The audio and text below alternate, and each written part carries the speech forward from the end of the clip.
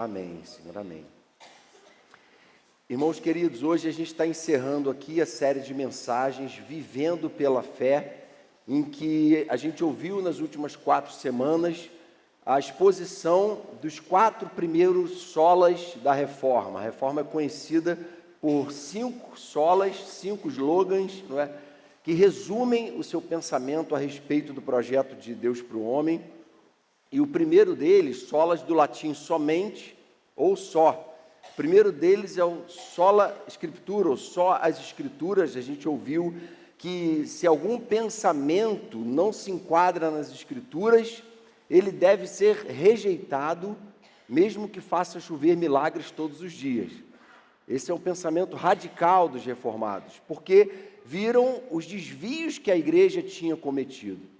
E, infelizmente, a gente olha para a igreja hoje, 502 anos, 503 anos depois, e vê desvios muito semelhantes sendo cometidos por igrejas ditas protestantes.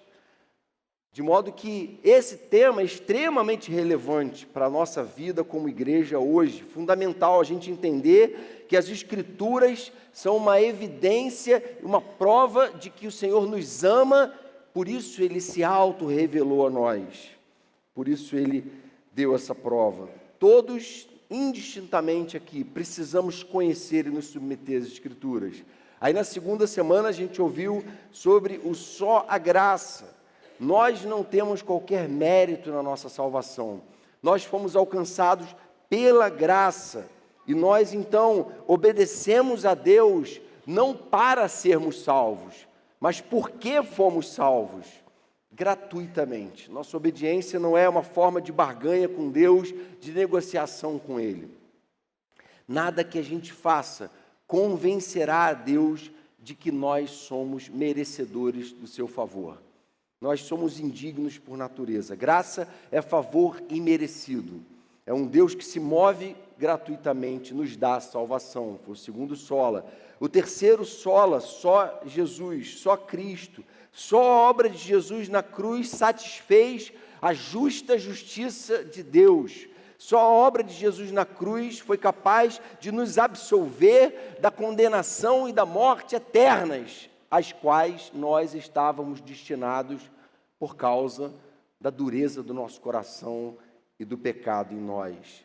Não há outro mediador, Jesus é o único. Não há ninguém mais a quem podemos orar, biblicamente. Há um único mediador entre Deus e os homens, Jesus Cristo, o justo. Paulo diz: decidi nada saber entre vocês, a não ser Cristo e esse crucificado. Tudo que a gente precisa saber a respeito do projeto de Deus para nós está em Cristo. Basta a gente viver em imitação dele. E o quarto sola, na semana passada, somente a fé, só a fé. Nosso papel é tão somente crer. Mas mesmo esse ato de crer é movido pelo Espírito de Deus. Nem mesmo a capacidade de crer nós temos. Ela foi subtraída de nós pelo pecado, que petrificou o nosso coração, que cauterizou a nossa consciência, de modo que o homem natural não aceita as coisas de Deus, que para ele são loucura. Não entra na lógica do homem caído essa história de crer em Deus.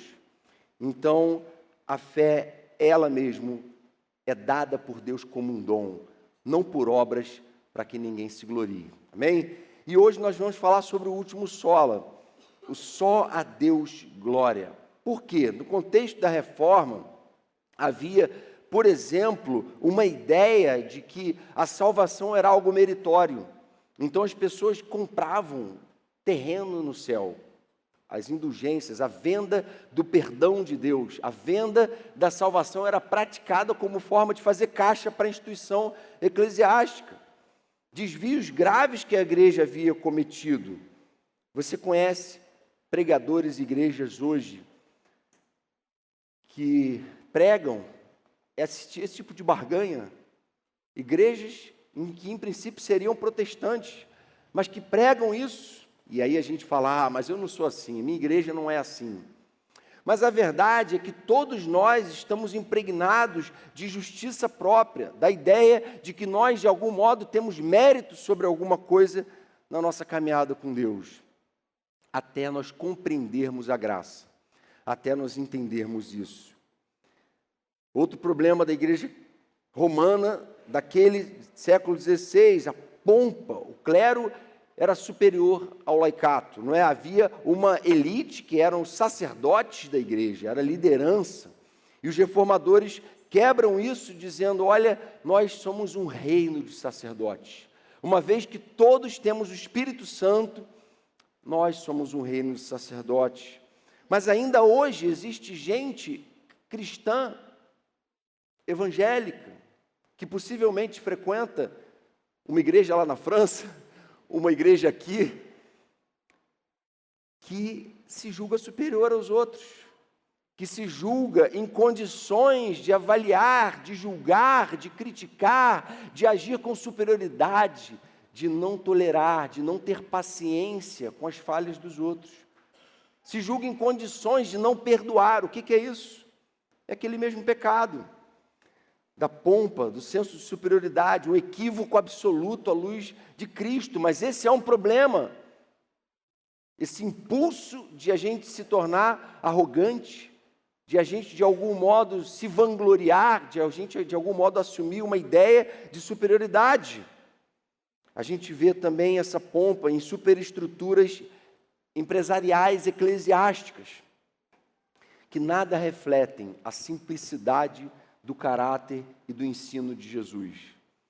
E estou falando tudo isso aqui, falando daquele tempo, de hoje, para mostrar que tudo aquilo que foi vivido pelos reformadores do século XVI também é motivo de preocupação para nós hoje aqui. Também é uma tendência do nosso coração.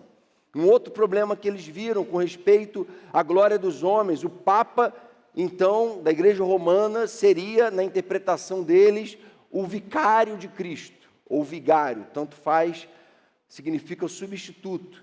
Ele seria um substituto de Cristo, que foi substituído primeiro por Pedro, e até hoje, então, todos os papas são sucessores de Cristo.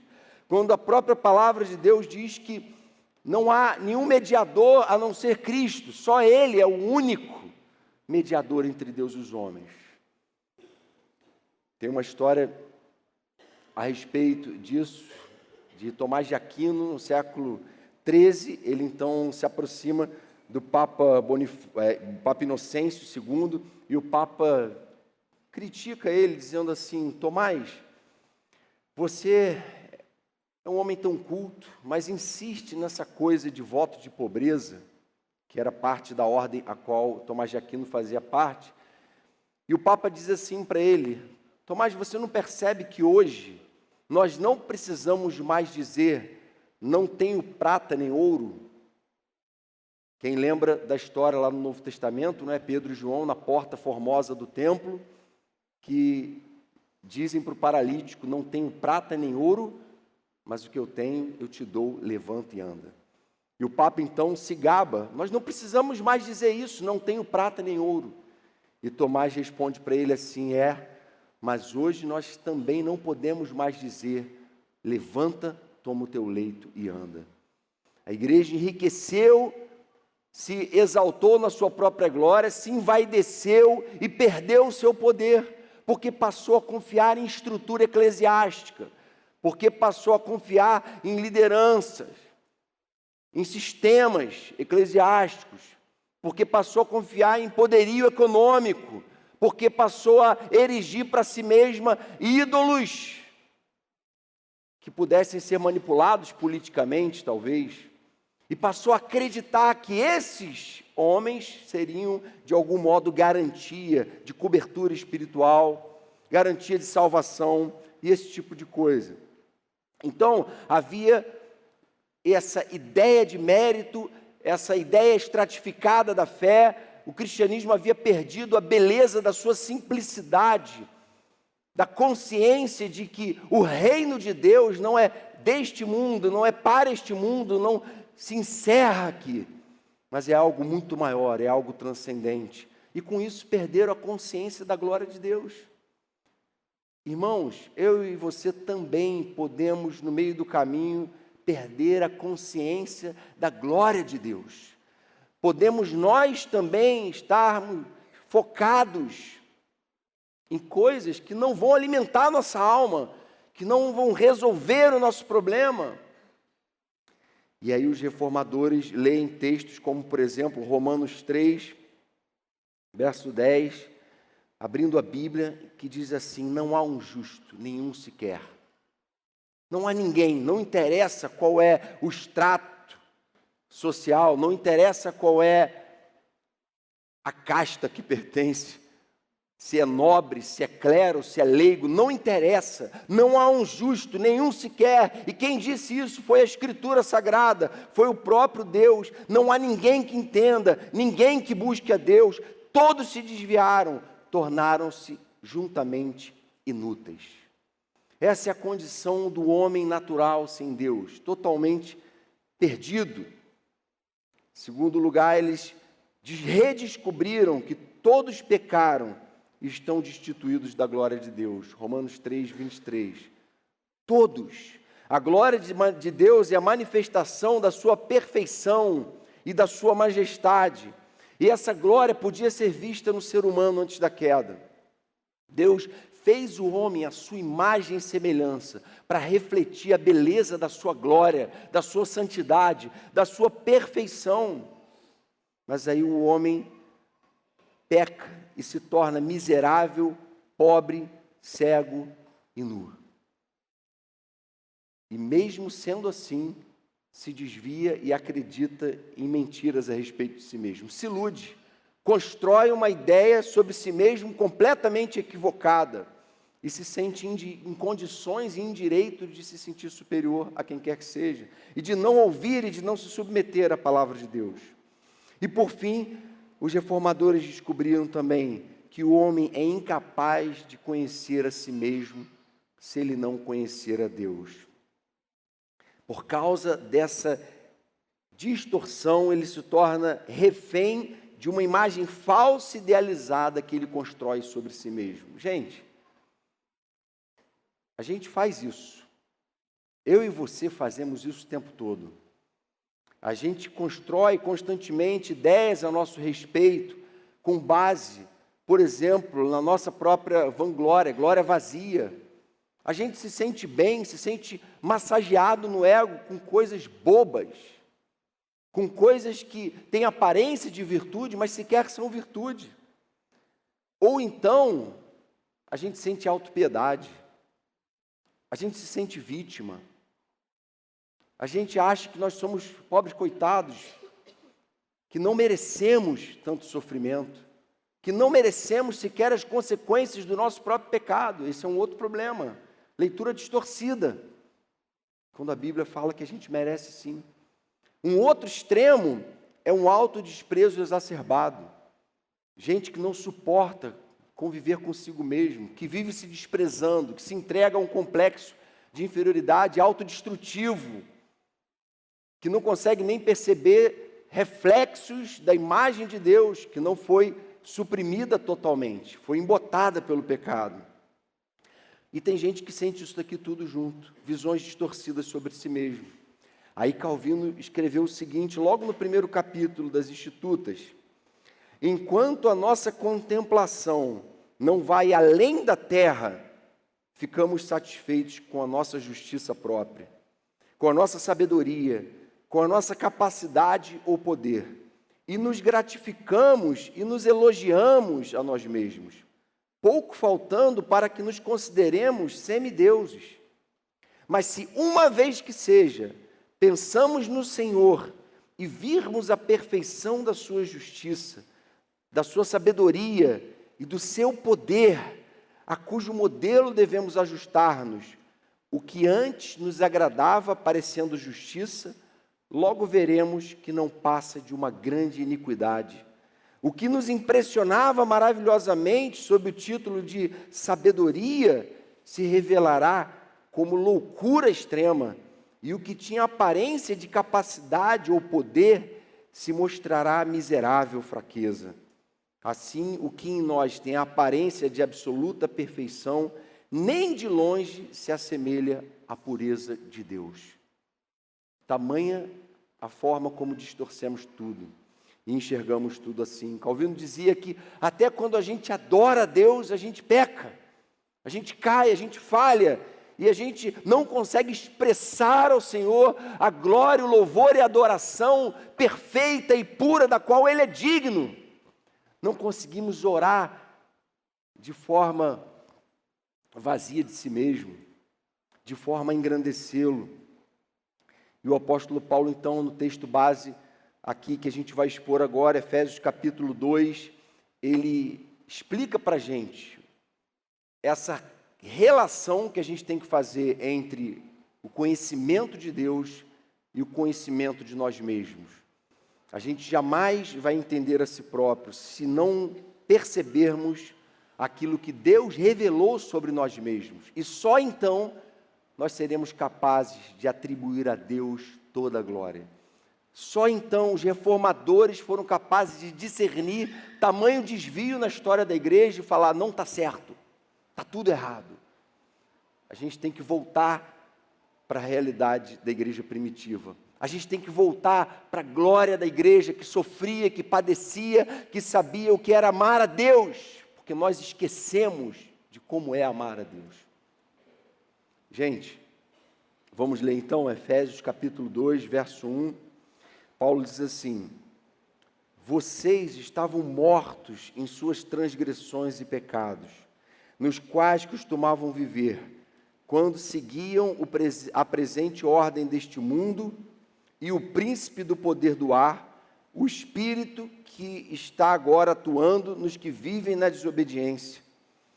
Anteriormente, todos nós também vivíamos entre eles, satisfazendo as vontades da nossa carne, seguindo os seus desejos e pensamentos. Como os outros, éramos por natureza merecedores da ira. Todavia, Deus, que é rico em misericórdia, pelo grande amor com que nos amou, deu-nos vida com Cristo, quando ainda estávamos mortos em transgressões. Pela graça vocês foram salvos.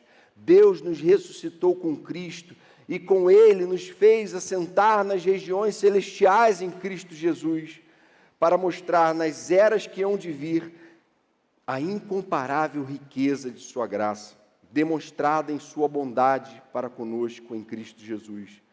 Pois vocês são salvos pela graça, por meio da fé, e isso não vem de vocês, é dom de Deus, não por obras, para que ninguém se glorie, porque somos criação de Deus, realizada em Cristo Jesus, para fazermos boas obras, as quais Deus preparou antes para nós as praticarmos. Amém? Então, Paulo fala 3 coisas aqui que eu queria destacar nesse texto, para a gente entender a razão pela qual é tão importante a gente atribuir a Deus toda a glória. E a primeira delas é que a glória de Deus, segundo ele, anula a nossa justiça própria. Ele fala aí logo no início. Desde a queda em que o homem caiu na tentação de querer ser como Deus, de seguir o conselho de Lúcifer, que também queria ser como Deus e por isso caiu. Desde então, o homem se tornou um ladrão da glória de Deus, alguém que se acha em condições de avaliar a sua própria vida, de avaliar o mundo e de dar um parecer que seja consistente sobre tudo. Se acha em condições de fazer uma análise que seja razoável. E muitas vezes, as análises que os homens fazem, que os filósofos, que os cientistas sociais fazem todo sentido para a lógica da Babilônia. Fazem todo sentido para a lógica do presente século, para o espírito que agora atua nos filhos da desobediência. Mas não faz nenhum sentido para a lógica de Deus, segundo revelada por Ele na palavra dEle. É isso que Paulo fala. Paulo tira de nós, em primeiro lugar, a noção de que nós somos os protagonistas da história. De vez em quando a gente tem falado isso aqui, não é? Paulo descreve o verdadeiro estado de rebeldia de Deus. Ele fala assim, olha, de rebeldia do homem contra Deus, natural. Estávamos mortos em nossas transgressões e pecados. A nossa consciência, a nossa condição era essa. Uma condição de alguém que está morto. Eu imagino que, espiritualmente, todos nós éramos zumbis. O zumbi nos filmes, eu detesto filme de zumbi, não gosto nem de assistir, acho bobo demais. Mas quem já assistiu, quem acompanha essas séries aí sobre zumbis, esses filmes, né, já viu que o zumbi é a figura de alguém que parece ter vida, que anda, que se movimenta, invariavelmente que quer matar os outros, né?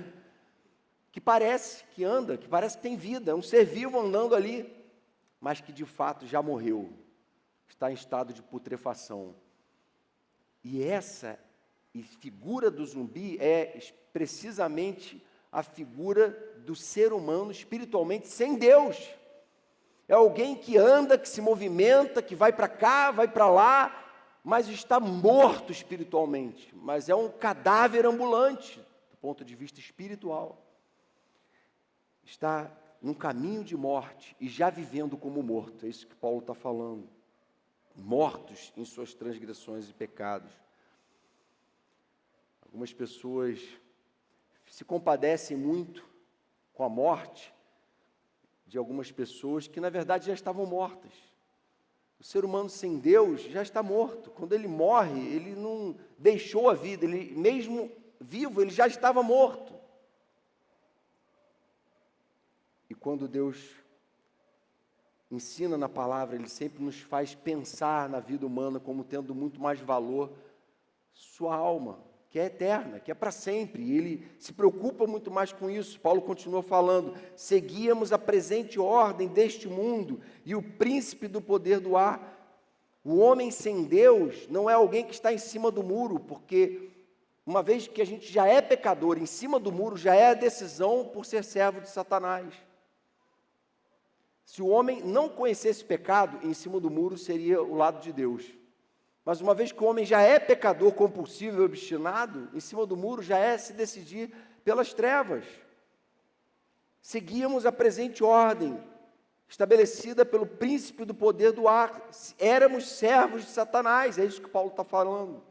Satisfazíamos a vontade da nossa carne, seguindo os seus desejos e pensamentos. Éramos reféns dos nossos próprios impulsos autodestrutivos.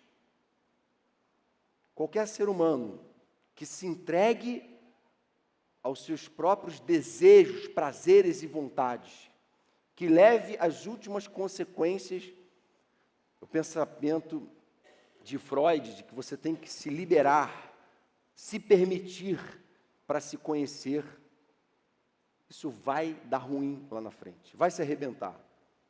Que conselho equivocado, que perversão da verdade.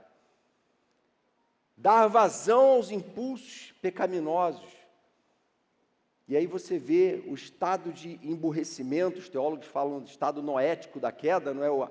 A capacidade de raciocinar, de pensar, de avaliar as situações, está perdida. E aí você vê, por exemplo, a situação de médicos que fumam, de atletas viciados em maconha ou em substâncias prejudiciais à própria saúde. Pessoas que, mais do que ninguém, são totalmente esclarecidas sobre os prejuízos que certas coisas trazem para a vida, mas que, de forma obstinada, continuam se lançando naquilo. A pessoa estudou tudo sobre o efeito danoso da droga no cérebro, mas continua usando aquilo. Porque ela foi entregue, ela vive refém dos seus próprios impulsos pecaminosos. O pecado emburrece. A gente vê isso na nossa própria vida o tempo todo. A gente olha para as pessoas no trânsito e vê isso. A pessoa quase matando a outra para ganhar 1 metro na disputa por quem está mais na frente no trânsito. Coisas completamente estúpidas. E a gente faz coisa estúpida o tempo todo e vê os outros fazendo coisas estúpidas o tempo todo. Por quê? Porque o pecado fez isso. O apóstolo Paulo diz em Romanos 7, não entendo o que faço, pois não faço o que desejo, mas o que odeio, o mal que não quero fazer, esse eu continuo fazendo. Que ser é esse que eu me tornei? O que o pecado está fazendo comigo? Essa autoconsciência tem que acontecer para que eu adore a Deus de forma consciente e de forma plena de quem Ele de fato é. E ele conclui essa parte dizendo: éramos por natureza merecedores da ira. Só há uma razão pela qual hoje nós não somos mais alvo da ira de Deus. É o fato de que Jesus foi cravado na cruz em nosso lugar, em nosso favor. Amém, irmãos? Nós somos merecedores, nós somos esses seres afetados, destruídos, equivocados, arrogantes, prepotentes, cegos, pobres, miseráveis e nus. Embora nem sempre a gente se haja assim, se sinta assim. A gente vê, por exemplo, na academia, não é? Hoje, a corrente humanista secular. O que é a corrente humanista secular? Aquela corrente que colocou o homem no centro. A gente tem que avaliar o comportamento não com base em Bíblia, porque o moralismo judaico-cristão fez muito mal para a gente não quer ele. Só que quando eles pegam a Bíblia e jogam no lixo, eles estão desprezando abertamente Deus, a revelação especial dele, os pensamentos dele. E qual é a consequência? Irmãos, me desculpem a sinceridade, mas é o pandemônio social que a gente vive. Você não vê a sociedade progredir em nada. Prosperidade não traz progresso. A prosperidade material só faz os jovens serem promíscuos mais cedo. A prosperidade tecnológica só faz agora crianças acessarem pornografia. Só faz agora adolescentes de 16, 17 anos se formando no ensino médio, irem para cruzeiros, para festas raves, onde há orgias sendo praticadas, onde a droga é liberada. Isso é o que, irmãos, o homem sem Deus faz. E essa ideia que coloca a vontade do homem no centro, que diminui Deus e exalta o homem, muitas vezes tem se refletido na própria pregação. A gente, de vez em quando, se depara com frases de pregadores famosos das redes sociais, coisa do tipo assim: você tem o mesmo valor que Jesus. Aquela ideia de que Deus não é transcendente, Deus não é elevado acima de todos, Deus não é santo, santo, santo, Deus é um camarada, Deus é igual para igual, Deus é humano. Eu gostei muito daquele livro A Cabana quando eu li. O livro é muito bem escrito, é uma história bonita e pode ajudar muita gente em certas situações. A maior parte do livro eu gostei, eu achei edificante. Mas teve um ponto no livro e uma fala de Jesus no livro que esvazia Deus completamente da sua transcendência. Em que ele fala: é isso mesmo, o Pai, eu, o Espírito, a gente está aqui, a gente é igual, não tem mais essa figura do Deus escondido que Lutero falava. Lutero dizia assim: Deus se revelou, mas Ele continua escondido, Ele mantém a dimensão do mistério, Ele é um Deus exaltado, que nós não conhecemos plenamente, e não podemos conhecer, por isso a gente precisa continuar buscando, sabendo que só quando a gente estiver diante dEle, com um corpo glorificado, sem pecado, nós vamos conhecer a Ele plenamente, como também somos conhecidos. Amém, irmãos? A gente precisa entender isso. Deus não é o camarada do peito, Deus é Deus. Deus não tem o mesmo valor que a gente, não. Ele tem muito mais valor que nós. O outro disse assim: você é o centro da vontade de Deus. Você é o centro da vontade de Deus? Em outras palavras, Deus é teu servo. Deus está aqui para viver em função de você. Não é você que é servo de Deus. Não é Deus que tem que ser o centro do universo, fazendo convergir todas as coisas no seu Filho, e toda a glória, toda a exaltação ao nome dEle. Não, você é o centro. Antropocentrismo. Na igreja, sendo pregado por púlpito, de pastores que são ouvidos, às vezes até por membros da igreja, infelizmente. Cuidado com o que você está ouvindo nas redes sociais e na internet. O outro falou assim: ouve-te a ti mesmo. ouve-te a ti mesmo. E a gente lê o profeta Jeremias dizer, enganoso é o coração mais do que todas as coisas e desesperadamente corrupto. Não ouça você mesmo. Você e eu não sabemos o que é melhor para nós.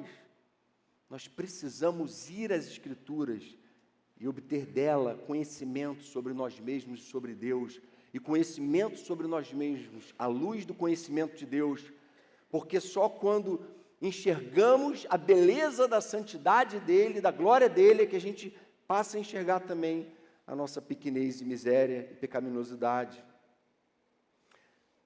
Em outra frase dizia assim, o amor próprio, um pastor, gente, nas redes sociais, o amor próprio é a medida de todas as coisas.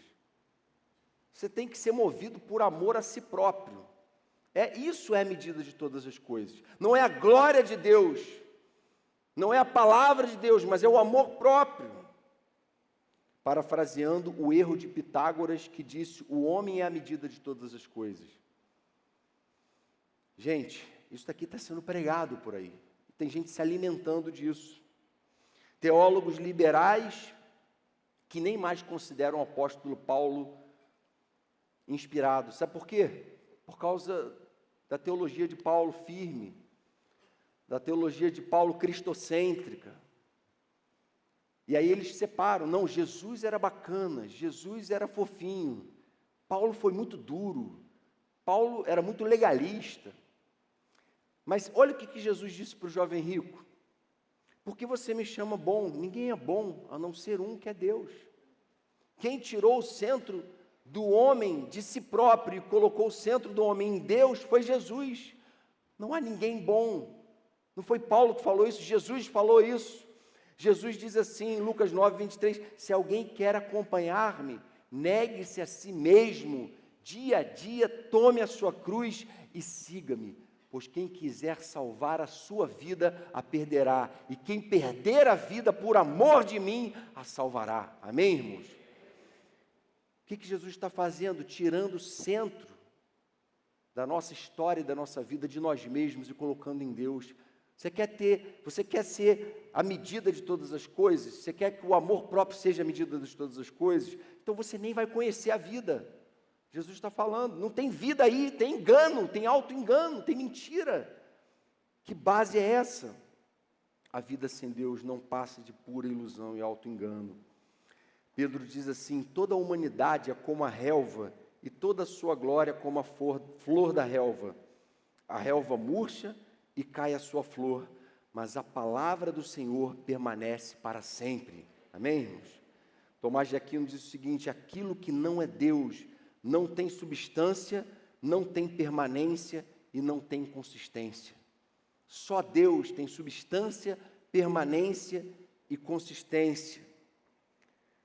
Para continuar vivos, dependemos completamente de Deus. O autor de Hebreus diz assim, o Filho é o resplendor da glória de Deus e a expressão exata do seu ser, sustentando todas as coisas por sua palavra poderosa. Quem sustenta todas as coisas, segundo a Bíblia, é o Filho. Jesus sustenta todas as coisas, tudo converge nele e é para ele que a gente tem que viver. A gente precisa sufocar o poder destrutivo da nossa própria soberba e autossuficiência, do narcisismo que está enraizado em nosso coração desde a queda e que nos faz escravos do nosso coração enganoso e desesperadamente corrupto. Glória de Deus anula nossa justiça própria. Segundo lugar, por que a gente precisa dar toda a glória a Deus?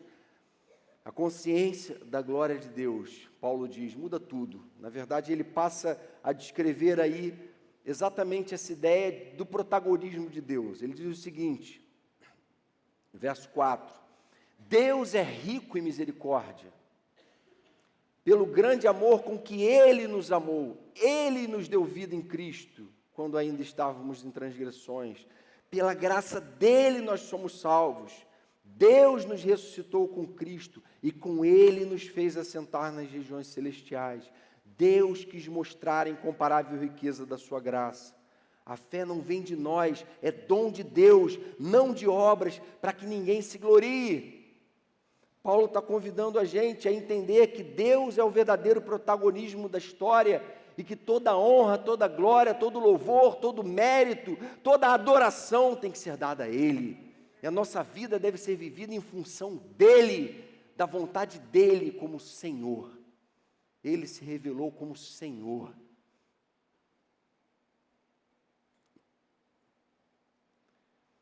Fomos nós que nos rebelamos contra Ele. Se Jesus não viesse, irmãos queridos, Deus continuaria sendo totalmente santo e justo. Ele não nos salvou porque a gente merecia, porque a gente fez por onde, mas foi porque Ele, sendo rico em misericórdia. É muito importante a gente ter consciência disso. Se Deus resolvesse não enviar Jesus, não salvar o homem, sabe o que ia acontecer? Ele continuaria sendo 100% santo, 100% amor e 100% justo. Mas, graças a Deus, que Ele também é 100% misericórdia, que Ele é rico em misericórdia, e Ele olhou para o homem rebelde contra Ele, e disse assim, quer saber, eu podia sim entregar a humanidade à justiça, mas eu decido, na minha soberania, agir com misericórdia, e decido salvar alguns. Eu não tenho obrigação de salvar ninguém, mas eu decido salvar alguns. Eu decido escolher um povo que vai me buscar de todo o seu coração, com todo o seu entendimento, com toda a sua alma, que vai me adorar. E me buscando e me adorando, esse povo vai descobrir de novo para o que o ser humano foi criado. E a imagem e semelhança minha vai ser restaurada no coração deles. Irmãos, nenhum de nós aqui tem plena consciência da glória de Deus. Essa que é a verdade. A gente tem uma consciência muito falha e pequena da glória de Deus. Se a gente tivesse consciência da glória de Deus, a gente ia vir aqui louvar a Deus domingo, e quando a gente entrasse no carro, a gente viria de casa até aqui chorando. E antes que a palavra fosse aberta, a gente ia chorar diante da majestade e perfeição da presença de Deus. Chorar por causa dos nossos próprios pecados, chorar de gratidão pela obra da salvação. A gente ia chorar de constrangimento diante da santidade e perfeição de Deus. Se nós tivéssemos consciência da glória de Deus, nós não conseguiríamos ficar em pé no momento do louvor. A gente só consegue porque a nossa percepção da glória de Deus é muito falha, é muito pequena. Martin Lloyd-Jones, escrevendo sobre a história dos avivamentos, escreveu o seguinte, queria que você prestasse atenção no relato que ele faz a respeito do avivamento de 1859, na Irlanda do Norte. Pessoas são convertidas a caminho das reuniões, antes mesmo de chegarem lá. Algumas são despertadas no meio da noite. Foram para a cama normalmente, mas acordam com uma terrível sensação de pecado. E sentem que tem que se levantar, orar e clamar pela misericórdia de Deus. Ninguém falou com eles naquele momento. É o Espírito de Deus que está agindo. Isso é o que acontece no avivamento. E assim temos essa curiosa e estranha mistura de grande convicção de pecado e grande alegria. Um grande senso de temor do Senhor, ações de graças e louvor. Sempre no avivamento, algo que alguém definiu como uma divina desordem. Alguns estão gemendo e agonizando sob convicção, e outros estão louvando a Deus por sua grande salvação. E tudo isso leva a uma reunião, a reuniões mais lotadas e prolongadas. Todos parecem esquecer do tempo. As pessoas parecem entrar na dimensão da eternidade. A reunião pode começar às 6:30 e não terminar antes da madrugada do dia seguinte, sem que ninguém perceba a passagem do tempo. Quando o Espírito Santo é responsável pela organização, o tempo, o corpo e as necessidades da carne são esquecidos. Amém, irmãos? Sabe por quê? Porque em tempos de avivamento, O que acontece é que o Espírito Santo derrama sobre a igreja consciência da glória de Deus, consciência de quem Deus é e consciência da gravidade dos seus próprios pecados. Isso sobrenaturalmente. Se tivermos consciência da glória de Deus, com certeza, irmãos, a gente vai ver a nossa vida, nossa família, a igreja do Senhor e o mundo ser impactado por uma grande transformação. Isso que ficou conhecido na história de Deus como avivamento. Por isso, é tão importante a gente falar sobre isso. A Deus toda a honra e toda a glória. E também experimentamos libertação através da adoração. Enquanto a gente adora a Deus, nosso coração é curado daquela auto-idolatria obstinada que a gente tem. É curado da nossa auto-indulgência, da nossa auto-piedade. É curado de toda soberba, de toda ideia fixa de autossuficiência, de prepotência. Quando a gente adora a Deus, correntes se quebram, amém, irmãos? Queria conseguir lembrar um trecho da música que a gente cantou agora, que fala exatamente isso, né? O caminho, você faz o caminho, opera milagres, é luz, cumpre promessas, é luz sobre as trevas, amém, irmãos? Adoração é o reconhecimento sistemático da glória de Deus. Ela nos devolve a consciência de quem nós somos e de quem Deus é. E, consequentemente, nos leva a viver uma vida de verdade, não uma vida perdida em autoilusão. Terceiro ponto e último aqui, a glória de Deus é restaurada em nós quando nós o obedecemos. Olha como é que ele encerra essa sessão no verso 10. Porque somos criação de Deus, realizada em Cristo Jesus, para fazermos boas obras, as quais Deus preparou antes para nós as praticarmos. O que Paulo está dizendo assim, antes da queda, quando o homem foi criado, Deus nos criou para viver uma vida santa, pura, uma vida que refletisse o caráter de Deus, a pureza de Deus, a beleza do homem conforme criado para ser segundo Deus. Então, o que ele está dizendo é que quando nós voltamos a nossa vida para a obediência e para a santificação, a gente restaura e deixa que o Espírito Santo restaure em nós, sabe o quê? A glória de Deus, da qual a gente foi destituído, que foi perdida na queda.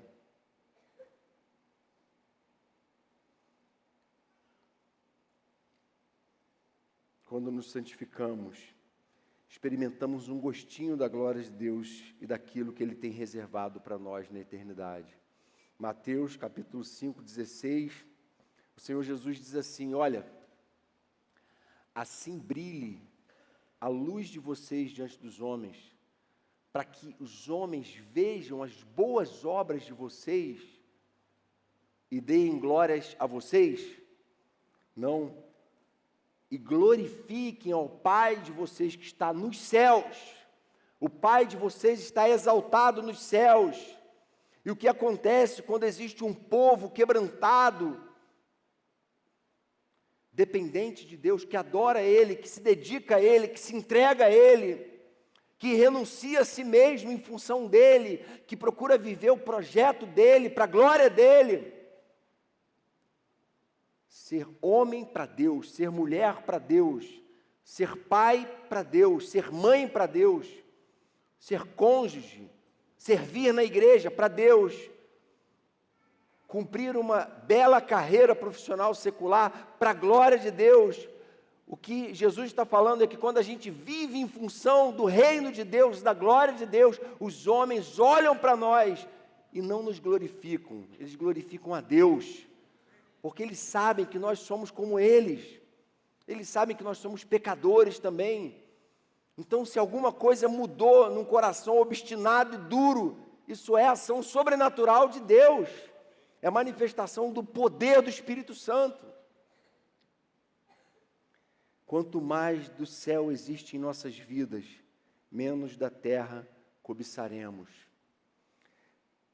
Nossos olhos têm capacidade de se adaptar à luminosidade. Se a gente estiver num ambiente escuro, muito escuro, a gente, não enxerga nada, e aí qualquer pequena luz que apareça ali, por mais fraca que seja, faz a gente já se sentir enxergando tudo, não é? Porque o nosso olho vai se adaptando. E parece que o que acontece com a gente muitas vezes é que a gente, nesse mundo em trevas, quando reflete um pouquinho dessa luz de Deus, quando reflete um pouquinho do caráter de Jesus, a gente já se contenta. Já me acostumei, já estou conseguindo me virar, já consigo enxergar um pouco. E muitas vezes a gente não tem visto o fulgor da glória de Deus, porque a gente tem parado no caminho, tem se acomodado, tem se conformado. Mas Deus quer que a gente busque a beleza da sua plena majestade, até a medida da estatura da plenitude de Cristo. Amém? Essa busca não pode parar, a gente precisa buscar uma vida santa diante de Deus, até aquele dia em que nós receberemos um corpo glorificado e este contemplará ao Senhor face a face. Amém, irmãos? Concluindo, Confissão de Fé de Westminster diz o seguinte: primeira pergunta, qual é o fim principal do homem? Resposta, o fim principal do homem é glorificar a Deus e gozá-lo para sempre. Esse documento que está há séculos sendo a base das igrejas reformadas, em primeira pergunta já fala, eu e você existimos para glorificar a Deus, para vivermos de uma forma que os homens o glorifiquem, para vivermos de uma forma que a gente reflita a luz da beleza dele e da santidade dele. Marx tentou banir Deus da história, Darwin tentou banir Deus da ciência, Freud tentou tirar Deus do consciente, Nietzsche disse que Deus morreu, Dawkins disse que Deus é um delírio. Mas Deus está no trono, Ele é o Criador do universo, Ele reina, Ele dá a vida e a sustenta, Ele é o autor da salvação, amém, irmãos? Quem conheceu a mente do Senhor? Ou quem foi o seu conselheiro? Quem primeiro lhe deu para que Ele o recompense? Pois dele, e por Ele, e para Ele são todas as coisas, a Ele seja a glória para sempre, amém, irmãos? Aquele que está sentado no trono e ao Cordeiro, seja o louvor, a honra, a glória e o domínio pelos séculos dos séculos. Amém, irmãos? Eu sou o Senhor, este é o meu nome, não darei a outro a minha glória, nem as imagens o meu louvor. O Senhor requer de nós que a gente o glorifique. E Deus não tem pecado, Ele faz isso porque Ele sabe que esse é o melhor caminho para nós. Que não há outro meio de eu e você sermos curados da desgraça, da obstinação dos nossos próprios pecados, senão nos voltarmos para Ele com a cara no pó, quebrantados, e adorarmos a Ele em espírito e em verdade, amém, irmãos? Aplicações aqui para você levar para sua célula. Primeira, vigie sua tendência à glória pessoal. Algumas pessoas podem dizer, peraí, Jonas, eu sou uma pessoa humilde, as pessoas me conhecem como uma pessoa humilde, né? Tem até aquela piada, né? O cara escreveu um livro, e o título do livro é As 3 pessoas mais humildes do mundo e como eu conheci as outras 2, né? O título do livro já anula o título de humilde dele. E às vezes a gente cai nessa também. Isso acomete a gente, qualquer um de nós. Por mais que as pessoas nos atribuam humildade, a gente pode se sentir orgulhoso da nossa própria humildade. E sem perceber, a gente já está caindo em soberba, em prepotência. Cuidado com a glória pessoal. Se estamos em Cristo, não interessa a nossa justiça própria, não interessa o que a gente tem a dizer, interessa o que Ele disse na palavra dEle. Eu quero saber o pensamento de Deus, eu quero saber o que Ele determinou, eu quero saber o que Ele prometeu. Eu quero que Ele seja o centro, Ele é o protagonista. carreira, casamento, filhos, são projetos de Deus e para a glória de Deus. Não são um projeto para eu mostrar para o mundo como eu sou bom, como eu sou capaz, como eu sou competente, como eu dou conta da minha vida, como eu administro bem as coisas. Não, tudo isso é para que as pessoas olhem para nós e vejam em nós a presença viva e poderosa de Deus. Segunda aplicação, expresse adoração a Deus em todo o tempo. Paulo diz, deem graças em todas as circunstâncias, pois esta é a vontade de Deus para vocês em Cristo Jesus. Não apaguem o espírito. Deem graças em todo o tempo. Se a gente não fizer da adoração um exercício constante, da expressão de ações de graças, a gente vai dar lugar à murmuração, e a murmuração vai envenenar a nossa alma, vai nos tornar gente fofoqueira, maldizente, gente que destrói no falar, que envenena, que causa contenda, divisão. O que expressamos pode resultar em honra e glória a Deus, ou pode apagar o espírito. A gente precisa tomar cuidado, mais do que nunca. As pessoas estão extremamente sensíveis, não é? Com discussões, redes sociais, coisas do tipo. Parece que está todo mundo muito sensível. Hoje em dia é muito difícil até você falar em público, porque você nunca sabe como está sendo interpretado. E as pessoas levam o que você está falando, né, para um extremo e para um lado que você nunca falou e nunca levou. Então, cuidado com o que você fala, cuidado com o que você interpreta. Terceiro, por fim, a última aplicação, viva de modo a mostrar ao mundo a glória de Deus. Viva para que as pessoas vejam as suas boas obras e glorifiquem ao Pai de vocês. Viva fazendo a si próprio essa pergunta todo dia: Senhor, o que eu estou fazendo está te agradando? Senhor, como é que meus vizinhos devem estar olhando para mim? Como é que eles devem estar olhando para a minha família? Para o jeito que eu trato meus filhos? Para o jeito que eu falo ou grito com a minha esposa? Com o meu cônjuge? Como é que meus colegas de trabalho estão olhando para a minha vida e estão percebendo? O que eles estão percebendo em mim? Eles estão percebendo na minha vida a manifestação da glória de Deus restaurada num caráter que imita Cristo, que morreu para si mesmo e vive para Deus? Ou tem visto alguém refém dos seus próprios impulsos, desequilíbrios? E o que a palavra diz que não deve ser assim entre nós. Amém? Vamos orar? Senhor querido, queremos te louvar pela tua palavra, te pedimos que o Senhor venha nos capacitar a uma vida de obediência que de modo algum reflita moralidade ou moralismo religioso. A gente não quer refletir isso, a gente quer refletir a beleza da tua glória. A gente quer mostrar para o mundo como é maravilhoso andar com o Senhor. A gente quer submeter toda a nossa vida, tudo que somos e fazemos, à tua palavra. E a gente quer te pedir, Senhor, vem trazer libertação, vem trazer cura. Vem sobre nós, Senhor, nos conduzir no teu caminho, que te pedimos, operar milagres, iluminar a escuridão das nossas vidas, neste mundo que tanto carece de conhecer a tua glória. É o que te pedimos em teu nome, Jesus. Amém, Pai.